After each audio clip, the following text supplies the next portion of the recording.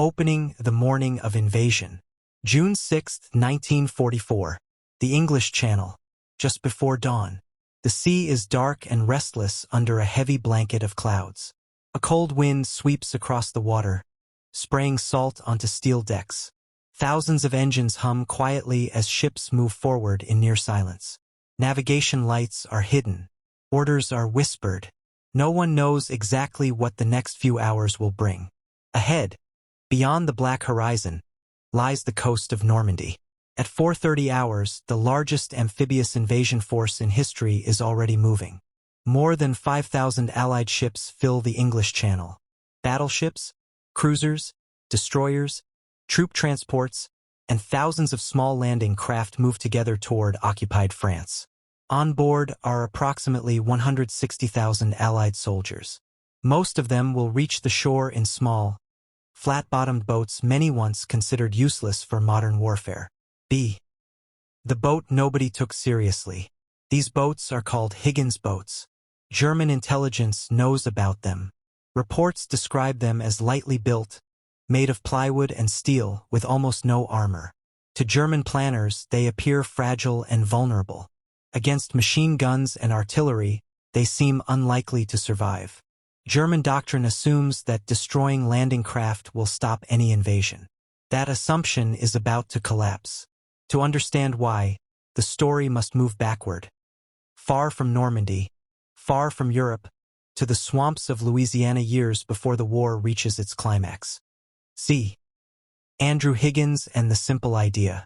In the late 1930s, Andrew Jackson Higgins runs a boat-building company in New Orleans.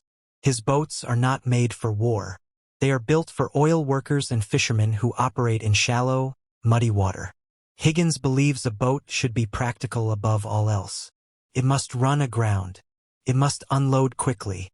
It must pull itself free. The United States Marine Corps takes notice. The Marines face a serious problem. Existing landing boats force soldiers to climb over the sides into deep water. Men lose rifles. Radios fail. Units scatter before reaching the fight.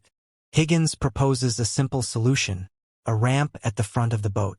When the ramp drops, soldiers run straight forward. Birth of the Higgins boat.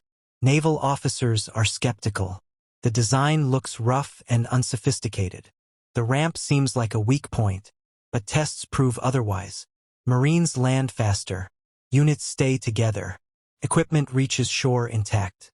By 1941, the design becomes official. It is named the Landing Craft Vehicle Personnel, the LCVP. The Higgins boat is 36 feet long.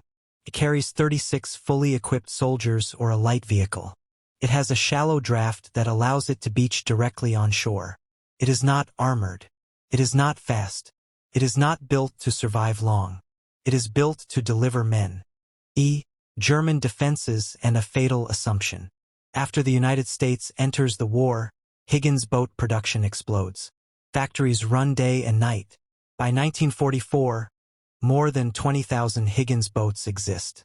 Meanwhile, Germany builds the Atlantic Wall. Bunkers, trenches, minefields, steel obstacles, and machine gun nests line the coast of Western Europe. The plan is simple: destroy the enemy at the shoreline.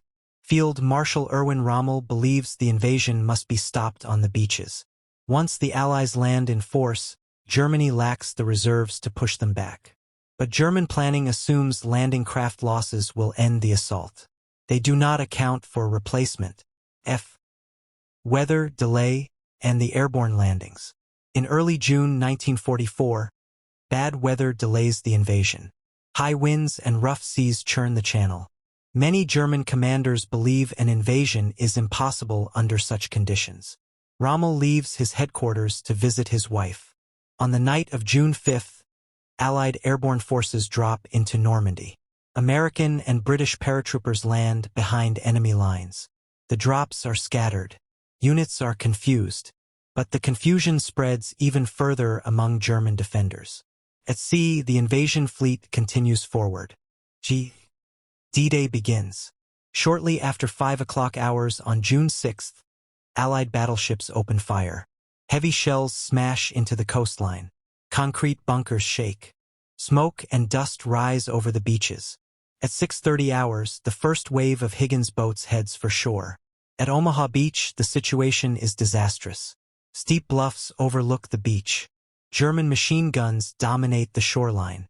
Boats hit obstacles. Bullets tear through plywood hulls. Engines fail. Boats burn.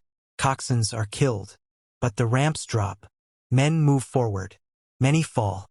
Others crawl through fire and smoke. Casualties are severe. Yet the landings do not stop. More boats arrive. At Utah Beach, currents push landings south into weaker defenses. At Gold, Juneau, and Sword Beaches, British and Canadian troops fight their way inland.